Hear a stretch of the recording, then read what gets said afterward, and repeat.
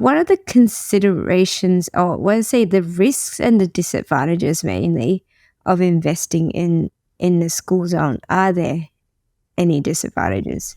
Well, I think we've talked about, the boundary changes, because you don't control it. That could be detrimental to your own investment strategy.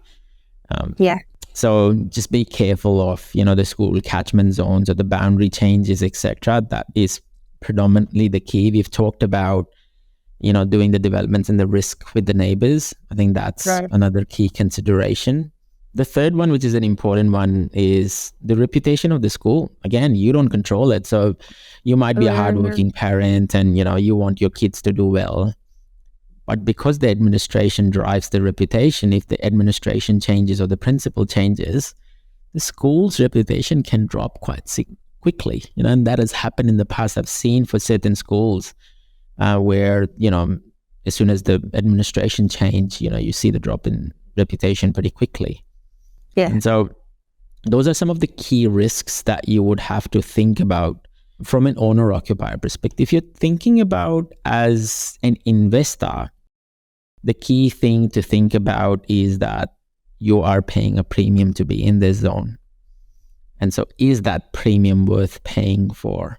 Is there a longer strategy in play where you want to actually live there in the future? And so that's why you're entering into that pocket as an investor first, and then basically go and live there in say 3, 4, 5 years time, and the kids, starts becoming to school age. And so understanding that, that premium is always attached to these properties is quite the key. Of course, that premium is what gets developers attracted as well, right? You talk about Frankston. Frankston is a typical example. Frankston High Primary gets amazing reviews, whereas Frankston North is a lot of housing commissions, right? And so the areas is not gentrified at all, but that school takes premium. And so anyone who builds in that particular pocket, they get amazing prices or resales of their value because, people want to send their kids to that school. Yeah.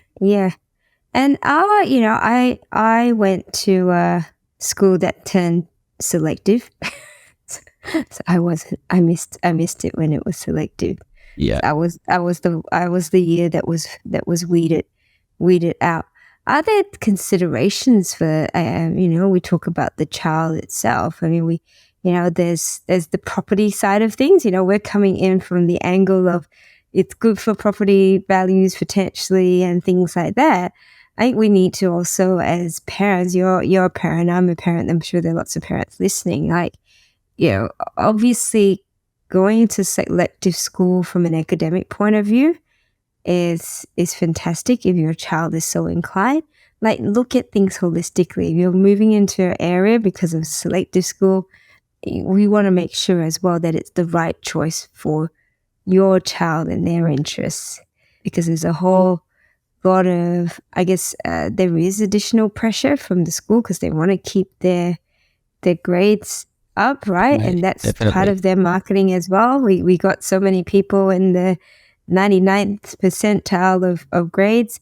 Yes. Is your child going to be that way inclined, or are they more inclined towards creative pursuits or more sporting pursuits and all of that? So yes, property and consideration for the property is important. Yes. In terms of, are you buying in a good area? At the end of the day, are you making the choice also that's in line with your own child is another it's probably one of the main considerations that you have to make. Definitely. As an owner-occupier, I think that comes at the forefront before you even talk numbers, right? So the education for the family, the upbringing of the kids, it matters the most.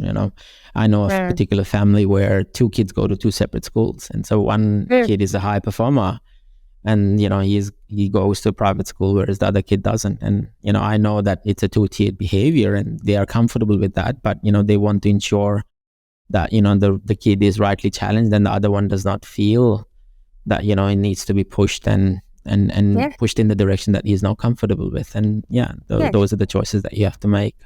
Yeah, absolutely. Like I said, it's important that we consider both sides of the coin.